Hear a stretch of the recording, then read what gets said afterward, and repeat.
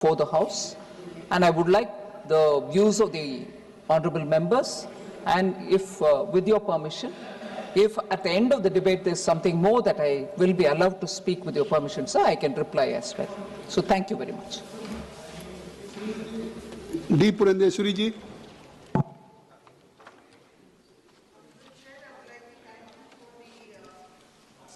It has been given to me to participate in this very sensitive piece of legislation that has been brought in by the Honorable Union Finance Minister Srimati Nirmala Sitharaman ji. I would also like to voice my appreciation towards the sensitivity with which this piece of legislation has been brought in, which the Honorable Finance Minister has just very eloquently outlined. Sir, we all know for a fact that tobacco addiction is a major problem in our country today. And estimates say that about 1.35 million deaths occur annually in our country due to cancer, heart-related diseases or COPD. And COPD would mean diseases that are related to lungs. So the issue is very serious because around 29% of the population, that is 267 million adults, and many more adolescents are actually in a way habituated or are addicted to tobacco and related products. So the challenge is not simply the smokeless tobacco, which actually gives rise to incidences of oral cancer, but also the addictive nature of the tobacco products as well as the marketing tactics which are undertaken by various other sections of our society. So usage of tobacco is amongst both men and women, where about 42.14% men and 14.2% women are estimated to be addicted to tobacco. And surprisingly, the very same survey also says that about 8.5% of our children between the ages of 13 to 15 are also today addicted to tobacco and the related products like pan masala and so on. So tobacco, therefore, is becoming a major cause of death as well as disability in our country, which is something that we all need to take cognizance of. The issue does not simply stop with people who are smoking tobacco-related items like cigarettes and tobaccos and so on, but it also raises the concern of the passive smokers. And it is estimated that around 30.2% of our population are passive smokers, and this is also negatively impacting the health of that section of society. And when I say passive smokers, these are people who are inhaling the smoke that is let out by people who are smoking cigarettes and tobacco and so on.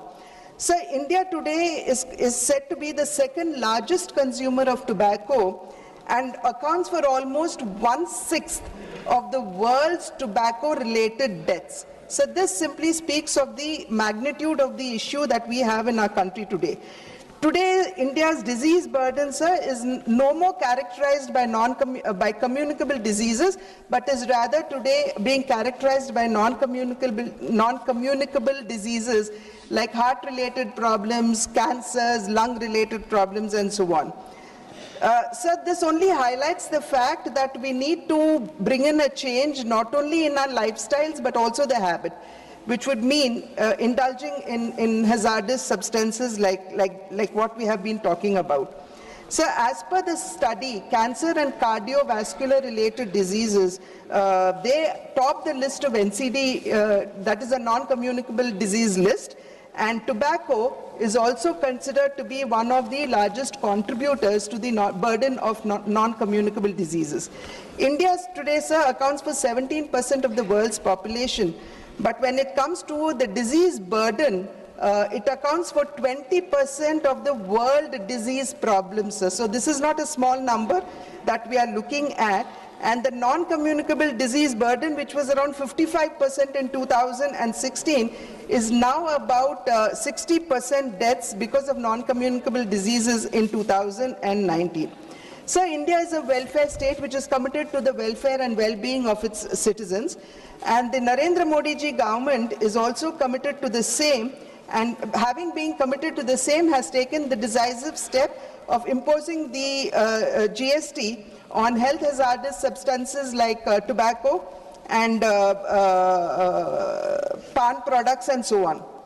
This, sir, is intended to actually discourage people from, this increase is intended to discourage the use of dangerous substances and also simultaneously to generate revenues that would actually be spent on social and health sectors, which is very, very important. As I had mentioned, our commitment to the well-being and welfare of the citizens of our country.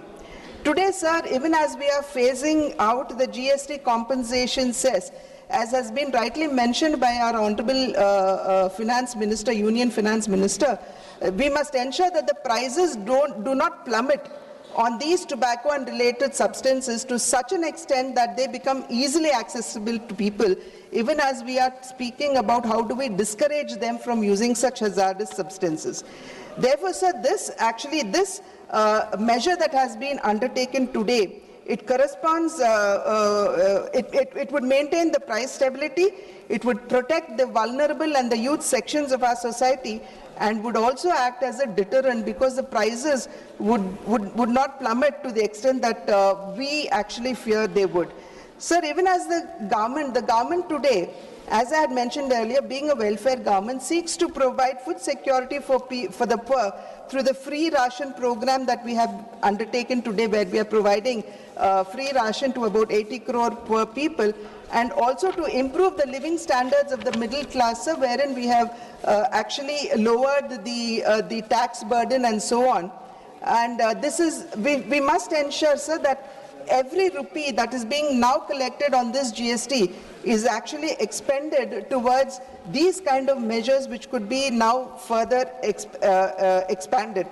Sir, with focus on the health sector, the central government today has been able to increase the number of AIMS in our country from the existing 7 in 2014 to 23 today. Medical colleges have doubled from 387 in 2014 to 808 today. And above all, we have one of the largest health insurance scheme in our country in the form of Ayushman Bharat, which provides health security to about 9 crore people who have already availed the Ayushman Bharat, and the central government has expended 1.3 lakh crores on this program.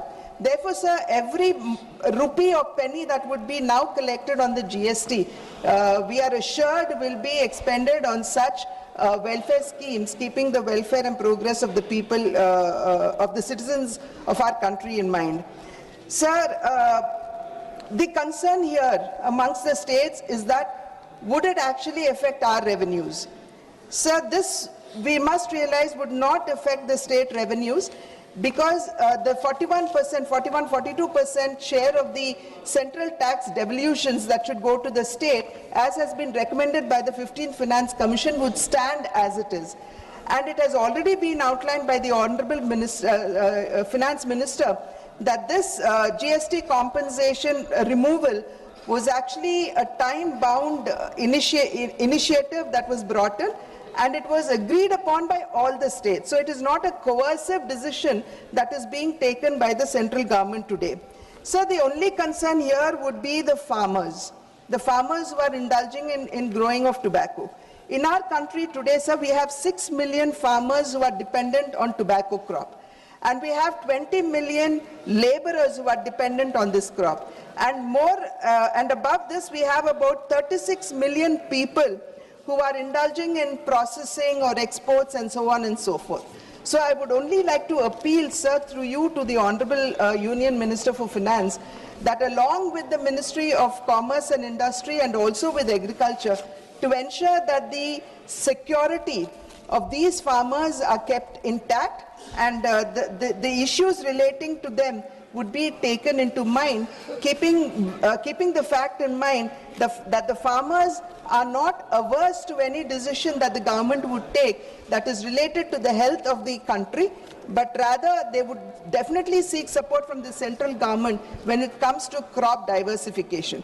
There was once upon a time the initiative that was taken to diversify farmers who were indulgent in tobacco growth, and about, I'm subject to correction, around 110,000 and odd hectares have today, acres have actually, farmers have actually diversified about 110,000 and odd acres of land to various other crops. But however, I think the other 6 million farmers that I'm talking about today, the interest of these farmers need to protect it is a strong appeal and prayer that I have to the Honorable Minister, sir. Therefore, sir, having gone into every minute details, we must realize that this calibrated tax adjustment fiscal step, this is to ensure that we have a more healthier and a more productive, because today when we talk of the youth, the young population in the world, India out of 65% of India's population is under 35 years of age. And when we say they are under 35 years of age, we are actually talking about a large pool of human resource who can actually become very productive for our country. Therefore, sir, this is to ensure that we have a healthier and a more productive human resource pool who would help us in realizing that the dream that we have before us, and that is to achieve a Viksit Bharat by 2047. Thank you, sir. Sri Karthi